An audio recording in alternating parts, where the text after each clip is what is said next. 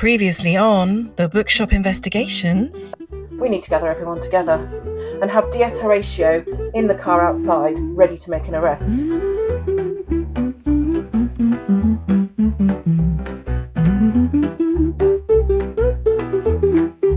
Thank you everyone for coming. It's been such a shocking time of it since Derek and Mrs. Norris were so cruelly murdered.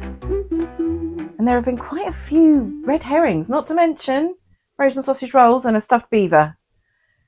But once I put two and two together, it became very clear to me that the murderer could only be one person.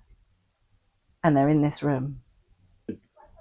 Now, obviously, I needed to take into consideration opportunity, means, and motive.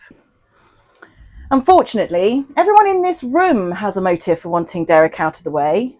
Sally, you were in love with Derek, but heartbroken when you found out he was undercutting your business by selling shifty sausage rolls from the community centre. And Penny, you were enamoured with Derek as well, and neither of you were happy that he had fingers in other people's pies, including yours, Denise. Hi, Agatha. Have you got that book? No! Anyway, Vicar, you were concerned about the frosty relationship between Derek and your wife. And everyone knows that they had a heated argument the night before he was killed. Actually, where is she? My wife? Belinda? Who? Oh, that's the vicar's wife's name. Belinda. Yes. Actually, it doesn't matter. I know she didn't murder Derek. I mean, yes, he was blackmailing her because she was on this waiting list for that book. But in turn, she was threatening to report him for selling shifty sausage rolls on the side, especially after he refused to cut her in on the deal in the name of massive candles. You know, nearly all of you are on this list for that book. And that nearly threw me for a moment, especially after with Derek gone. Marjorie, you'd be next in line to get one. That's not the only reason you hated him, is it? No. He wouldn't let you plant your cucumbers. He was peddling pesky pastries from the back of your beloved community centre. In fact, he thwarted you at every turn, especially on a Monday, WI day. But yes, but I also needed to think about opportunity. I was just coming to that. Penny, you had a solid alibi, as did Denise and Agatha.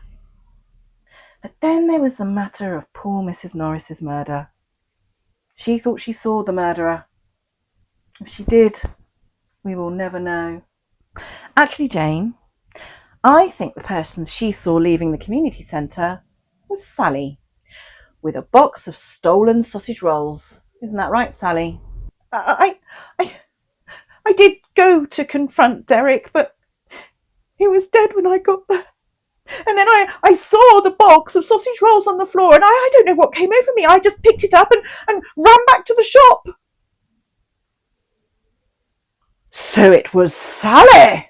No, it wasn't Sally. I mean, she had motive, means, and opportunity, but she loved Derek. No, the key is Mrs. Norris's death. Could have confused things, but it narrowed the field because it could only have been someone at the WI meeting who killed Mrs. Norris.